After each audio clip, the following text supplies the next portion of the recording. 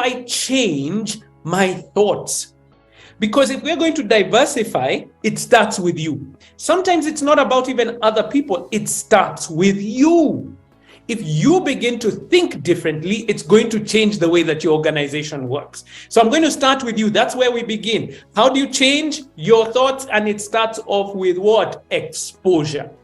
If you're going to build new ideas, new thought processes, even coming for this session has already begun to expand the way that you're thinking. And so I need you to come at that from this perspective of new personal growth.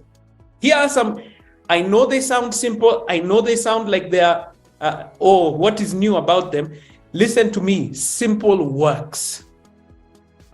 You know, when I talk about simple works, many of us think about like, I need marketing, and the first thing that we think about in our business for marketing is how do we get on Instagram and do a digital, we do all these things. You forget that marketing is first about the customer. Have you even spoken to your customer? So when we talk about new personal growth and I'm saying simple works, read. It is time for you to read and read broadly. Don't just read within your area of interest. Read in different areas. Read about psychology, read about human beings, read about marketing. Even if you're an accountant, understand marketing so that you work better within your organization. If you're in marketing, read about accounting. Read broadly because it will expand your thought process and help you to change the organizational's what? Think tank. That's what we're going. There is no substitute for time. It takes time. And so you need to be purposeful about this mentorship journey. If you're going to sit down with anyone who is in business, who has done it for a longer period of time, do not think that just one meeting every so often, you meet once and then, no, it takes time. And the implementation is where there's going to be a huge shift, even as far as your planning and your preparation for your organization is concerned. So make time for it. That's what I'm trying to encourage you to do. The next level is this. Please understand this principle.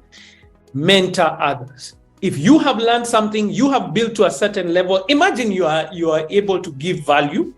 So here's the idea, and always think about it, this: give and it will be given to you. It is a principle of like, just think across the board. All the organizations that give the most in our country, they're some of the largest organizations. Why do they? Because they are building that network, they're building that source of information that's going to build it.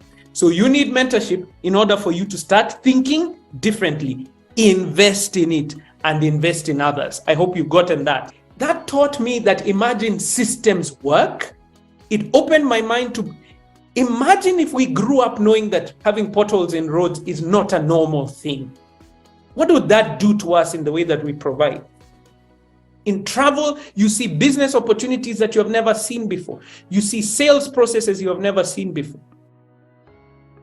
You see business opportunities, listen, that may not even be linked to your direct business right now, that you could augment your business to and find out what else is there. Come on, guys, come on. You meet new people and do actual networking, not this idea of giving cards out and whatever. That's not networking. Networking means I was not driving. Listen, we were in a bus going to the airport. And then you remember it was like this. Chumo. Yeah. I was driving though. But anyway, let's move on from that one. Actual networking, meeting people, understanding what's going on. When you go into a room, throw as much knowledge as you can from the people around you. Get out of your comfort zone, ladies and gentlemen. When you're comfortable, you do not grow. Write this down. This is a principle that we teach at Centonomy so that you understand. Growth only happens in discomfort. So get uncomfortable. When you're in an uncomfortable situation, you grow. Just think about how you build muscle. If you're building muscle or building fitness, you have to be uncomfortable. You have to push beyond what you're comfortable with. And in doing so, it causes your body to actually change. Be uncomfortable. You hire people into an organization and they expect that you pay them. But you bring a partner on board, they're an investor just like you, and you're going to be working together in that same space. So I highly recommend, this is one of the ways to quickly diversify your organization's think tank. Next is to hire in a targeted manner. So here's what you want to do. If you're hiring people at the strategy and planning level, think through the management, okay? You're bringing in people who are going to shift the thinking of the organization, the structuring of the organization, the strategy behind it. So they are not necessarily innovative and bringing in when I say innovative, I mean in terms of product or service, but they're actually innovating the systems and the structure within your organization. So that's one level that you begin to think about it, all right? Number two, where did we go? Is talent and skill. So when you're bringing in somebody for talent and skill, they are bringing in the innovation as far as the product and services that are being offered. We worked with it is called it's a branding organization. It's called Brand 2D. They do digital branding and they do it for many different organizations. And this is something we were talking with the founder of that organization. Is called Dan. And Dan was telling us that when they were starting their business, Brand 2D, which is they help people to build websites. They do a lot of digital marketing. They're one of the leading digital marketers across East Africa at this point. When they were starting out, he hired web designers, coders, and people, and was often paying these skilled people even more than he was paying himself. Why? Because he realized at that stage in the business, where is the greatest value? It is in the talent and the skills that are available in that same space. So it was a targeted hiring to deal with what the issues that we're facing on the other side of it. So I'm going to encourage you as we go through this session, because we're about to now listen to building the board, that in as much as a board is a good thing, there are certain responsibilities, legal requirements that are going to shift the way that you do your business. Before you get to that level, you can already start diversifying your organizational think tank. And these are the methods that I wanted to share with you. When you have a company or when you want to register a company, the process of registration is called incorporation. When you register or incorporate your company, you can be a sole director and shareholder. The people who own the units of shares are called the shareholders. The ones who are in charge of the day-to-day management are called the directors. Before, with our Companies Act, before you had to have at least more than two. Now we can be one. So you can be a sole director and shareholder. I'm going to be speaking mainly on the Companies Act and a bit on the Insolvency Act. And now we can proceed properly. But who can be a director? Even as again, we look around and want to appoint directors. Who can be a director? You have to be an adult, meaning above the age of majority, which is 18. Normally, our act says that you can have natural persons or corporate persons as directors, but you have to have at least one natural person who is a director. There is no restriction on nationality. There is no restriction on expertise. However, although there is no restriction on expertise, there is a duty, though, that companies should have, a board of directors that has really just a diverse mix of skills and expertise, so that the business runs well. You don't just pick anyone off the street. You need to look and see, okay, are there skills that are very that are needed? So there are certain ways that you can have boards when you're a non-profit organization, and there are certain models that you can use. Number one is the advisory board. So the advisory board is where you come in, you select 2, 3, or even 5 individuals who come in, and their sole purpose is to just give good advice to the NGO or to the non-profit, where they're bringing in their expertise, they're bringing in their skills, they're bringing in any experience that they've had in that particular sector. They don't have any other runnings or any other duties with regards to the day-to-day management, meaning that the non-profit has employed, whether it is employees, whether it is program managers, but they come on an advisory level. So I was saying with this model, the board really just delegates much of their trust or their confidence to the CEO, and then regular meetings are held between the board and the CEO, so the board can receive updates on the activities of the non-profit. There are few or no standing committees on the board in this kind of model, and then the board is secondary to the CEO in overall power of the organization in this kind of board model. So normally the CEO stands above the board, and then his duty really is to give updates on ongoings of the non-profits unless major decisions need to be made. One of the disadvantages of registering a company is that you have to file double tax returns, meaning one for the company and one for yourself.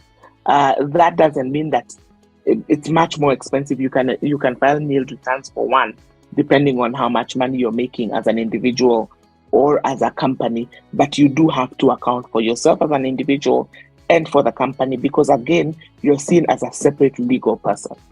Especially when you're trying to get business, a lot of companies now are more inclined to do business with companies that are at least 50% women.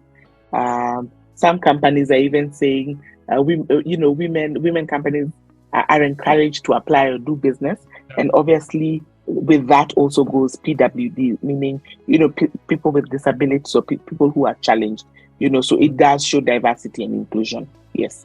I do agree. Right. And now, sorry, Brother, let me just add on to that. So now what happens on the legal part is people now quickly come and say, oh, can you do this? Can you just add the ladies in our company and ensure that they're so that at least there's 2/3. There are non-profits and companies that say at least we want 50% or 2/3 women, and people just quickly come and say, can you just ensure that there are 2/3 women? It doesn't matter. So that has been happening a lot in the last few years.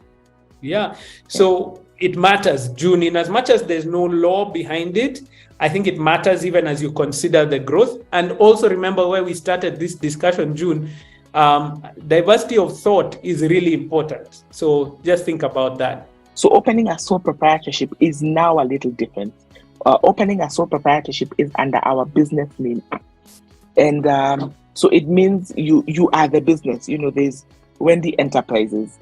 So whenever you're trying to do business with anyone, I'm using my ID, I'm using my KRA pin, I'm using my bank account. There is no different legal personality between you and the business. The disadvantage of that is that there's no perpetual succession, meaning when you die, the business dies. If you get into trouble, the business gets into trouble. A lot of companies, and maybe Waivaka, you can bear witness, a lot of times when you're trying to do business with companies, they don't want to deal with you as an individual. They don't want to deal with you as a business name. They want to see you as a separate business entity. So there are a lot of opportunities that you miss out on in the public sector, in the non-profit world, with the bigger corporate. You miss out on it. No one wants to deal, unfortunately, with an individual. Yeah, and it could be, and it's policy driven, even policy driven by the corporate boards that are in place. They have put in that place. So that's something to really think about. So what happens? What are the directors' duties, or rather, how do the directors' duties change if the company is in financial difficulties? So number one, when a company is running and doing well, the directors' duties are owed solely to the company. However, under our laws, when the directors know or ought to know that the company is insolvent, and when a company is insolvent, all we are saying is this, that the company is not able to pay off its debt, or is in more debt than it has assets, or is likely to become insolvent, the directors' duties are extended significantly towards the creditors. And such, they must take into account the interests of all the creditors. So they must do now, these directors, everything that is legally possible to prevent the company from being placed under insolvency, and so on and so forth. And even as they do this, they have to avoid, any fraudulent trading or continue putting the company into more financial constraints. So when the company is doing well, your duty is only to the company. If the company is in financial difficulty or is already insolvent, and when the company is insolvent, then the Insolvency Act comes into place. Then the scope becomes bigger. Now your interests are not only to the company, but to any of the creditors. A company limited by guarantee, in other words, is called a foundation or a non-profit. So they are doing things totally different. How they are registered is very, very different. So normally for people to do this, you just need to just create a new entity altogether, because what you're doing is a company limited by guarantee. Even the standards of registration are very, very high, because you will apply for things like tax exemption, and you have to show the registrar of companies. There's an investigation by NIS into the organization to see that the sole purpose of running that entity is to provide social good for the public in whichever industry. Yeah, so there's no profit. You're not going to enjoy any profit. So even the standards for you to get a certificate are much, much higher.